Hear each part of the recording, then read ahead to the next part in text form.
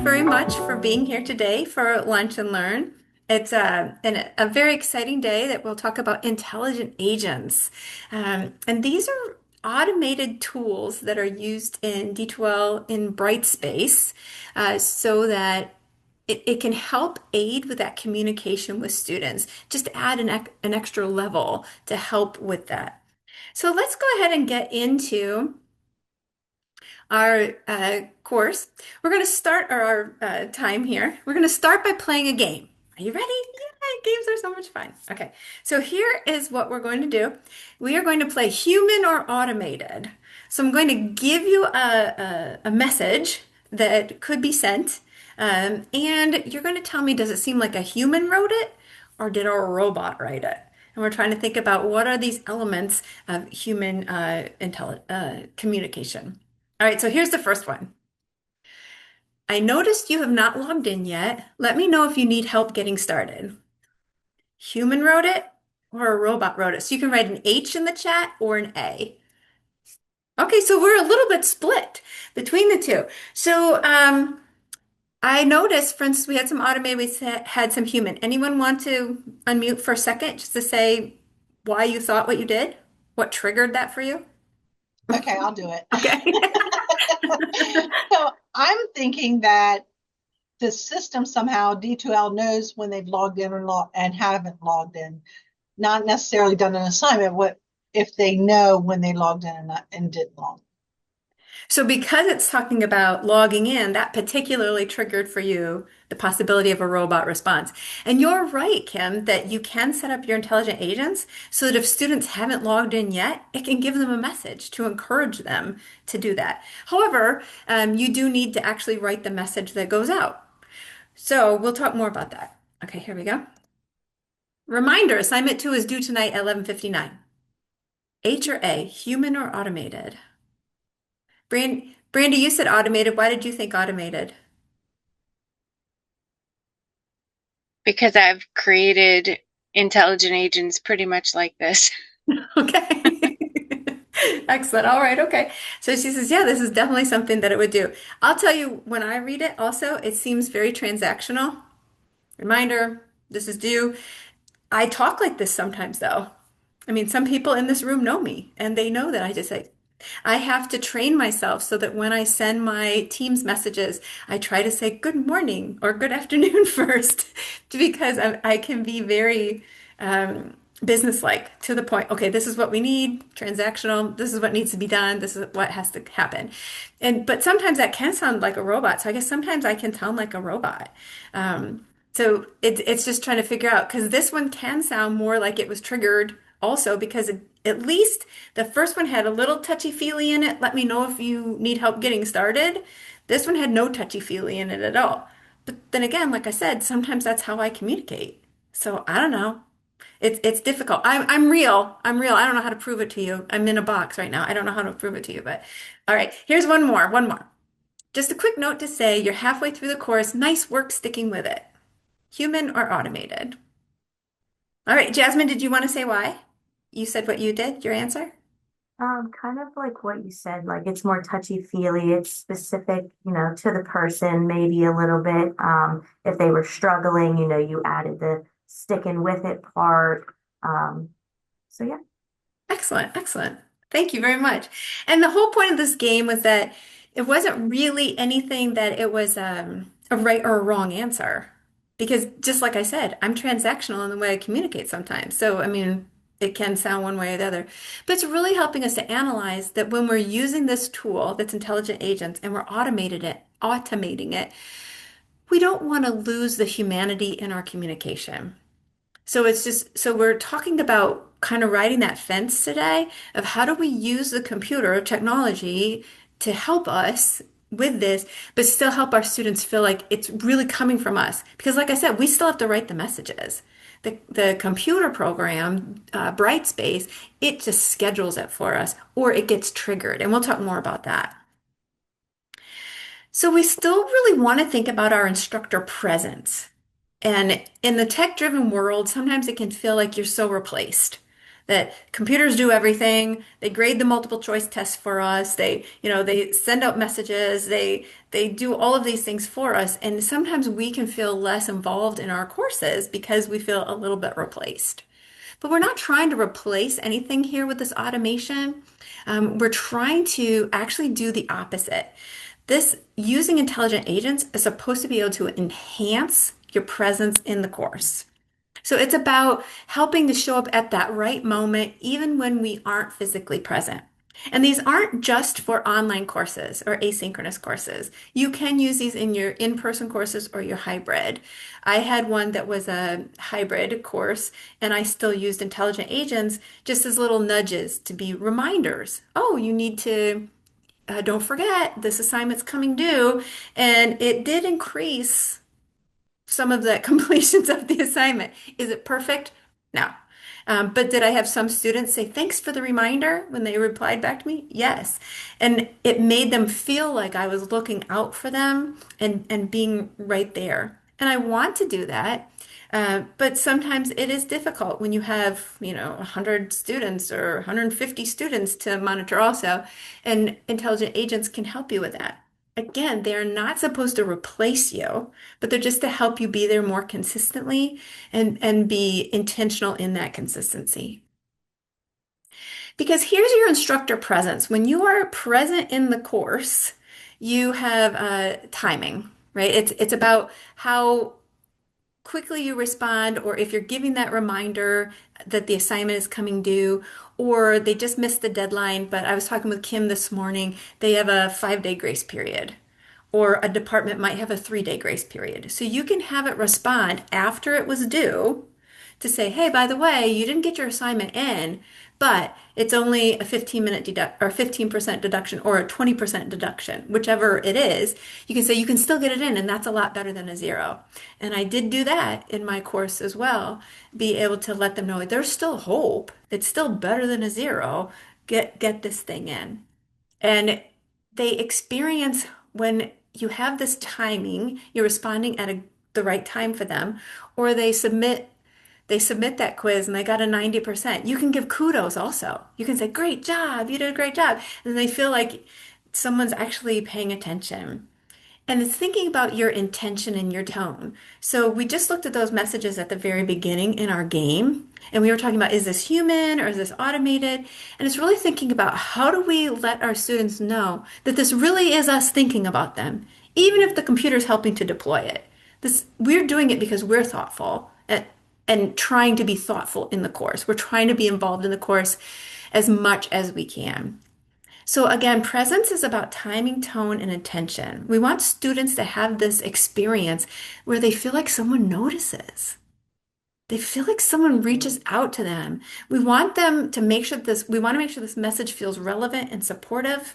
And we want to really think about what these messages could be that could help ensure that it still sounds like a human. So, what makes a message feel more human to you? Can you sum that up in a word or a couple words and write that in the chat? If you were to get one of these messages, or geez, even if I just email you because I'm talking to you, I've emailed Jasmine before, I've emailed with Marsha before, and Kim and Brandy before. What makes you feel like it's actually a human talking to you? It's funny, I've got all people in here I've communicated with before.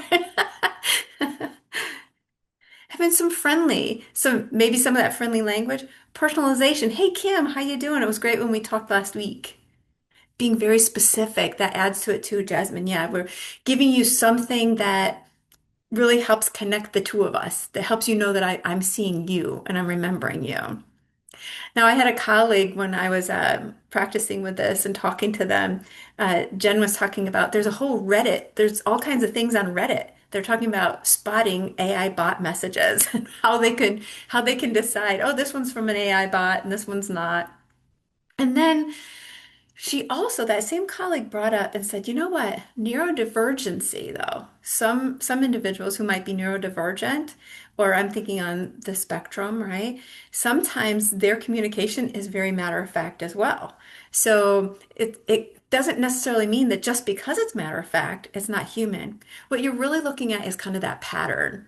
So, me as an instructor, if I am always transactional, really, or often transactional in the way that I talk, then that that will be a more legitimate message from me than if all of a sudden now I'm turning on, oh yay, it's so wonderful to support you and then that sounds odd and unreal. So it's recognizing kind of that consistency in your messaging. So we are not asking you to be someone you are not. We're just asking you to be consistent, make sure that your humanness shows through. And we had another colleague who was talking about knowing who you're talking to also. That if you're usually fairly formal in your communication, then the ones that are coming from your bots, you're going to want to compose them that they would be likewise. Or if you're pretty casual, hey, how's it going today? Things like that, then your intelligent agent, you're going to write that message for the agent to sound like you. So again, it's figuring out who you are and thinking about the audience that you have. So let's actually think about these intelligent agents now. Intelligent agents, they're a tool and they are rule-based. And I chose some pictures that I thought were funny, by the way. They are rule-based. They follow rules and you set up those rules. And next week, we're going to actually be able to build an intelligent agent and you'll be able to dive even more deeply into them. But for instance, a rule can be a student hasn't signed in, or it can be that a student, as we said, received the 90 on the quiz. Or we can say because a student missed an assignment, because they didn't visit certain content. We have all different kinds of things that we can put into our course, and they're triggered. So now we tell the intelligent agent, okay, the program, you're going to look through my course, and if you see that a student didn't log in, it's going to be triggered. And now this message is going to go out, and that's when messages are sent. And remember, your messages are not delivery tools, or I mean, they are delivery tools, they're not decision makers. So this is not AI in the sense that it's like if you've played around with ChatGPT and it seems like it can reason. And it really can't. It's just really good at predicting things. We just have to remember it's not sentient. It doesn't really understand what it's doing, but it's really, really good at predicting what words it ought to say. But this is not making decisions. It's really only responding to what you tell it to do. And your intelligent agents are only as good as how they're programmed. So what is it not? It is not writing student feedback. So it doesn't look at it and say, oh, by the way, you missed quiz question 2, 5, and 6. Here's some resources for you. But if they perform at a 40% on the quiz, you could write an intelligent agent message that says, I noticed that you didn't do well on the quiz. Here's 2 or 3 resources. Here's a YouTube video. Here's the content that we covered in the class. You'll want to review this because your exam is in 2 weeks and it will revisit this information. Something like that. And it doesn't respond to the exact ones that they missed, but it gives them some general information. You can also add on there a nice little touch. If you have more questions, let me know. And then they'll initiate that contact with you, possibly. They don't replace your judgment. So it doesn't make decisions on its own. It doesn't decide, oh, well, this one, wow. Usually they get 90s, but they only got an 80 on this one. I should send them a message, or something like that. You have to decide for those things. And it's still not one size fits all communication. Because as we said, it's thinking about how are you writing these messages? And it's really not, you don't need to have a million of them in your class. You might have them at certain special times. So it's really thinking about how you want to use them. It's a when this happens, say this tool. It's an if then tool. You are still the author. This tool is just delivering your message. So we want to think about the right moments that matter most. We want to identify those high impact use cases. We talked about that in the last Lunch and Learn about announcements also, thinking about when is it really important to have this. So let's think about this. For common moments, early course entry or non-entry, just as we saw that first message, if a student hasn't logged in, you can send them a little message. Or when they log in, you send them a welcome message. Yay, I'm so glad you're here. thanks for coming, and then this is your message from you. If it's missed or late assignments, low engagement or inactivity, or milestones and kudos, we want to make sure that we're always remembering we can give good news too. It's not just the bad news. We're not trying to automate everything, but we're trying to help out in those moments that matter the most. And if we ever thought, oh my gosh, I wish I had caught this sooner, I wish I would have caught what this student did sooner, that's probably a good candidate for an intelligent agent. So, out of those four things, which one do you think would help you the most or would be your biggest impact moment in your course? One, two, three, or four? If you can pop that in the chat or unmute, that would be beautiful. I actually wanted to unmute because I used to do late or missed assignments. A few semesters ago would have said 2. And one of my colleagues showed me that she does friendly reminders the day before it's due. And I thought, well, that is brilliant because it's not such a negative. You missed it, you have a 0, try to go back. Now that night before, because there are a lot of procrastinators, the night before, they're like, oh, as long as they have their notifications, I feel like you can catch them. So I don't really know what number to use. What would that? Maybe, yeah, maybe it's a modification of two. Maybe, yeah. Instead of missed or late assignments, it's that reminder, or maybe it's a milestone kind of thing. I don't know. You're right. That's kind of a hybrid approach. I like it. Pauline, did you want to tell us about your experiences in an ITN course? Yeah, thanks, Laura. As we were going over our lunch and learn, um, I remembered last semester I was in a program and I took 2 courses, online courses. I'm not an online person, but hey. So I had That's two funny to hear really from you. different experiences. I had one instructor who I could tell because I'm the ed tech and we manage that did use intelligent agents, but as a student, receiving those reminders or that check-in, it really built that relationship, even though I knew that it was automated because I'm the person behind the screen, right? But it did. It made that relationship because I knew that the instructor, one, took the time to create those intelligent agents and was putting thought into helping me and support me to be successful in the course. Now, the other course in the same program, I had no feedback or no kind of interaction with that. So it did, for me as a student, really want to perform and participate more in the course that had the instructor involvement through whether it's intelligent agents or, emails and announcements. But for me as a student, it really made that engagement, that participation impact. Fabulous. Okay. Thank you, Pauline. Thank you for sharing that example. I did want to just say we had talked about announcements before because sometimes people say, well, why can't I just do an announcement? Right? Because I can schedule the announcements. There are some differences between them. Announcements are for class-wide communication, whereas your intelligent agents, they might go out to every student, but really because they're triggered, they go to the specific students who need that information. Your announcements are visible to everybody, although you can set them up for a group. You can do things like that with announcements. But typically, your intelligent agents are sent more privately to selected students. They don't know that everybody had gotten that or that only 2 people did. Your announcements, you tend to use those Monday announcements we talked about last week. Monday announcements go out, and sometimes a Wednesday or a Friday announcement might go out to supplement it. Whereas the intelligent agents are kind of those little timely nudges. And remember, they're triggered by behavior. They're triggered by behavior or lack of behavior if you haven't logged in. So, I mean, it's triggered by behavior or lack of behavior. Um, your announcements support your instructor presence because you are doing that instructor presence, whatever messages you're sending in those announcements that everyone sees, but the intelligent agent can also extend that. So because it gives that timely feedback, it's triggered by something that happens at that moment.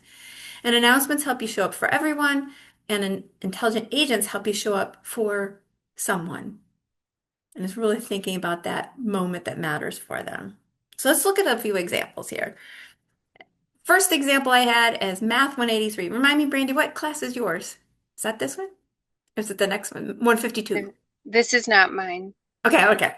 So this one was the Math 183. They have a couple of them in there. They have no course login after 48 hours of the course start date, and they have no work completed in course after 5 days. And these are kind of designed to help them with attendance reporting, some ideas of being able to keep track of that. So it gives them those little nudges that maybe they need.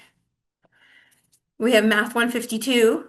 I think this is more what Brandy's. That might be mine, but I wanted to say something about the Yeah, 183 sure. set that you just showed. That also in my head would help me with no show, the never Hmm. attended times Absolutely. because there's a lot to keep track of those first couple weeks. And when you get to mine on the next screen, if people can see that the due dates or not due, like delivery dates of these intelligent agents. I have more going the first couple weeks. Again, it's more about get in the course, let's get started. You're probably confused, and so here's how you find it. And then it kind of trickles off, and it's just for major assignments a little bit later.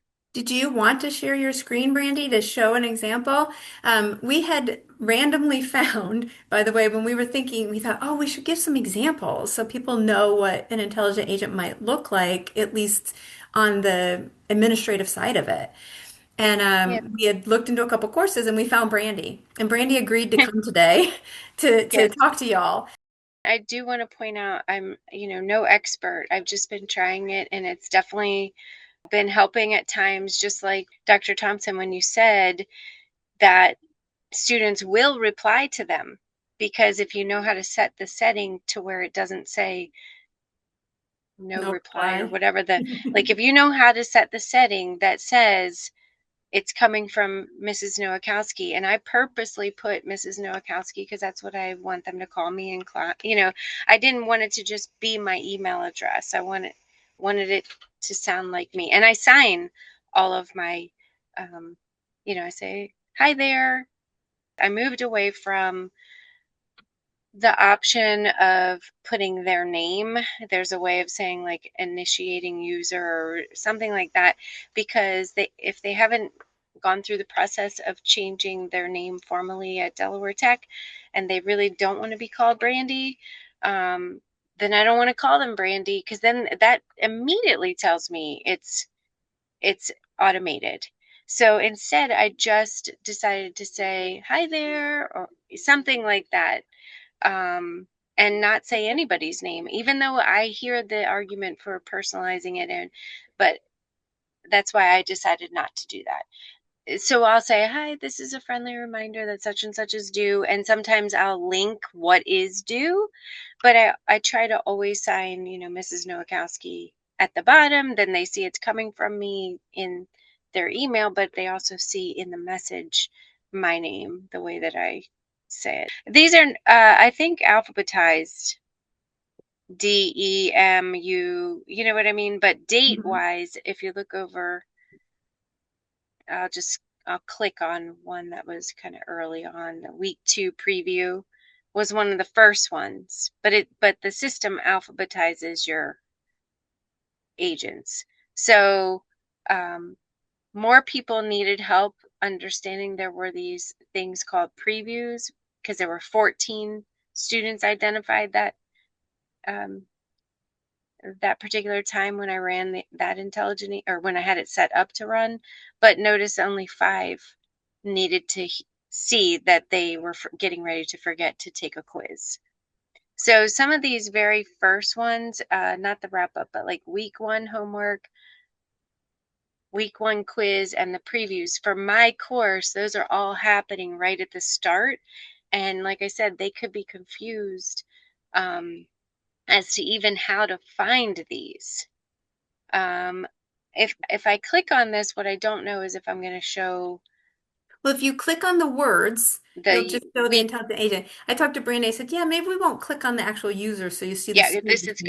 Yeah, individually. the right. So if I clicked on the week 2 preview. Now this is just for me. I found that the week 2 preview and the description is kind of just for me.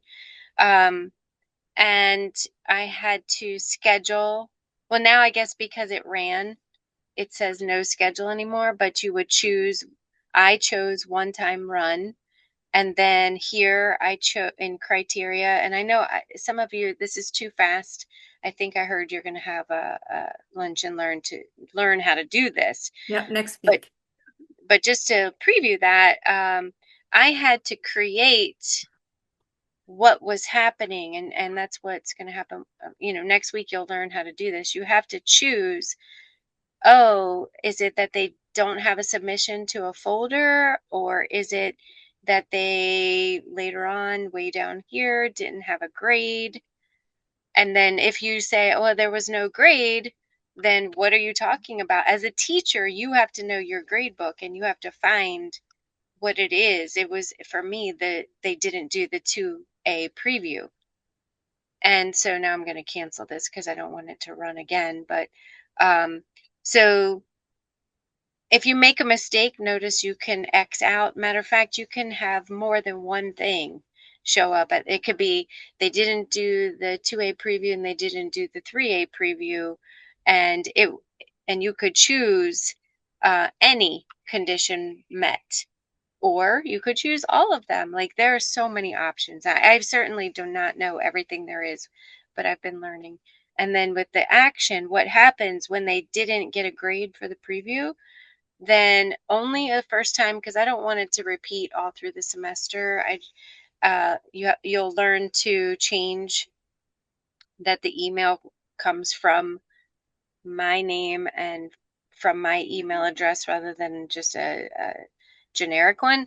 And then the 2, who's it going to, goes to their email, because that really does need to be initiating user, but it's way down here where I just said greetings. So, sometimes I say hi there or whatever, but I never say hi so and so, because again, it might just be, I don't know if you have this where they're not really changing um, their name altogether. But what if I said to the teacher, oh, instead of calling me Brandy, can you just call me Bran? So that's not an official name change.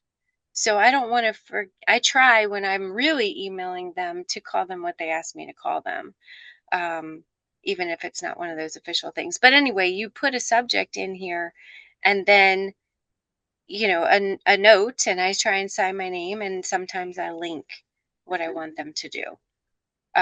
So anyway, I'll say save and close, and it should go back to my list. So that first week, I'm doing a lot. And then it just ends up becoming definitely our projects are the heaviest weighted.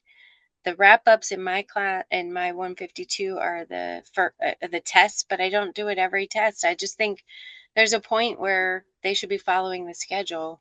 That's my decision. You really could do it every single time. And there's something that's so out of the box. We don't do discussion boards very often, so I remind them for the discussion board. And so over on the right, you can see when it's supposed to run. I have also taught dual enrollment before.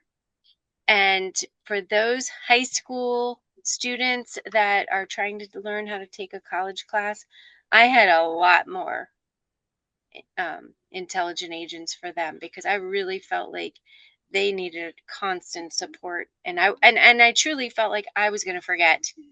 So that's where I dug deeper into these intelligent agents. I really felt like they helped them, but they helped me.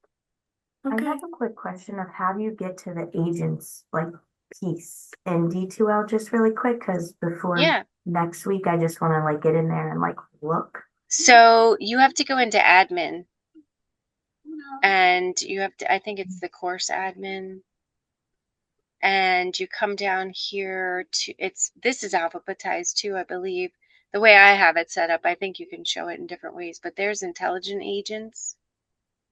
So if you've never used them, I can't even remember when I haven't used them, so I apologize, but I'm sure you just you'll be clicking on new agent Mhm. Yes. to start fresh.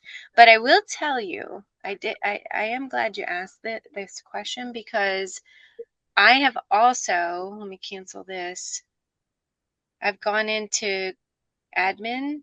When you've used them before, you can actually import them from your other class. And you could say, well, let me search, for 152 section 201 or something like that. Um, uh, I'm gonna pretend I'm assuming I had them in this one. So go back to last fall and select my components, and then I look down this list for intelligent agents, and I had 7 of them. So you can select, or you can say copy all of them. I'm not going to do this right now, but I want to point out something. What I've learned, when I copy them, I have to change everything. It's helpful because my message is there, but I have to check my dates. I have to check not just the run dates, but when I was reminding the students, um, let me stop sharing. In the content of your message. Yeah, everywhere. Um, you have to check the criteria of there's no grade in the grade book. Like every single thing has to kind of be redone, even your name, like who it's coming from in the settings, but at least that message is there to help me remember what did I say. So I don't know if the import is as helpful as maybe having the old one on one screen and starting from scratch in your new one. I really can't attest to what would be better for you. To point out, one of the things that you can do is here where it says 6 users identified or 9 users identified. When you click on that link, it will show you the students who received it. So that way you can know exactly who it was who needed that support in case you want to follow up with them. You can say, oh, by the way, I just want to follow up with you because I saw that, you were identified either because you were a little bit late or, because whatever happened, whatever your trigger was, you can follow up with them then. Or, for instance, I'm talking with the nursing department about intelligent agents, and they're just trying to keep track of who actually receives these messages so that they can provide that follow-up. This is one way that you can do that. We have a few other examples too. IDT GO1, people who have been in GO1 with me. I didn't necessarily have intelligent agents before, but I've put some into the class. You can see that I decided for the classroom management quiz, there was one, or for the classroom management section, that we could run an intelligent agent for being almost there, that they've got some of the content. Amanda, do you want to speak to these? Because you helped build these in the course. Yeah, so our idea here was to just give people encouragement as they're going through the course and completing their assignments. We ended up making a lot of them because we had encouragement before the stuff was complete, the task was completed, and after the task was completed. So I think it was something like 15 for a very short course. And I can show you more next week how we set these up. We can get down into the nitty-gritty of those.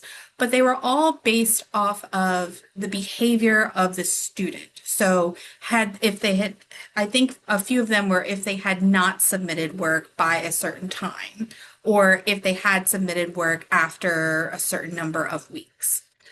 So it did take a little bit of thought to kind of set these up. There's a lot of if that, then this type of logic you kind of need to set these up.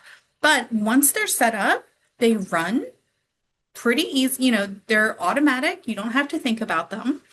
I will say with these, we set them up to run as the course was going. So if the student is in the course and they had not submitted the assignment, then they would have this timely reminder with the intelligent agent.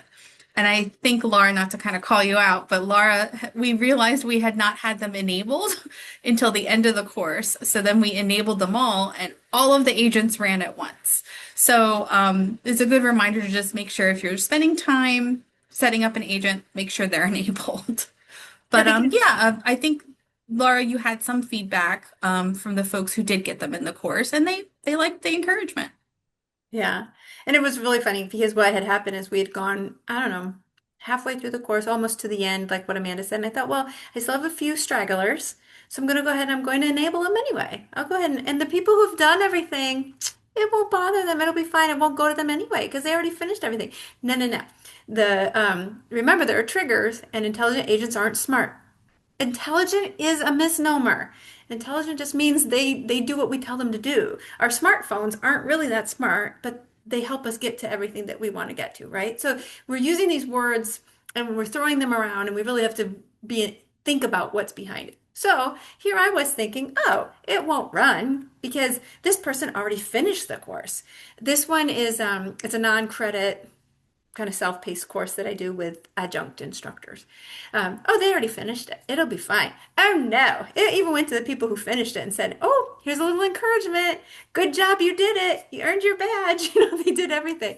And I thought, and I had somebody message me because I didn't realize it would run like that. And I had someone message me and they said, why am I getting all these messages? Did I forget something? I said, oh my goodness sakes. So then I did send a message to the whole class and I let them know. By the way, you might have just gotten some messages. These were scheduled to be sent out, but they hadn't made it. And so some of the encouragement might be late, but please accept the spirit in which it was given. And, I think there's not a terrible thing with that because it really didn't hurt anything. And it's another way to show that I'm human. Now, am I encouraging you to make mistakes on purpose? No. But if you do, just own them and say, hey, it went out. And this is what happened. And because I'm also not saying that these intelligent agents are subterfuge. We said we want to make him sound human, but we don't have to say, oh yeah, oh no, I sent that message. We're not asking you to lie. We're not asking you to make stuff up. These are ways to extend your instructor presence, not to trick students. We're not trying to trick anybody. But we don't want them to feel like it's just a robot going, hey, do your assignment, either. We want it to be mixed with some of that humanity. And I can show you in my Psych 223, for instance, I had a reminder for an assignment that was coming up. And I used them as a reminder for a discussion.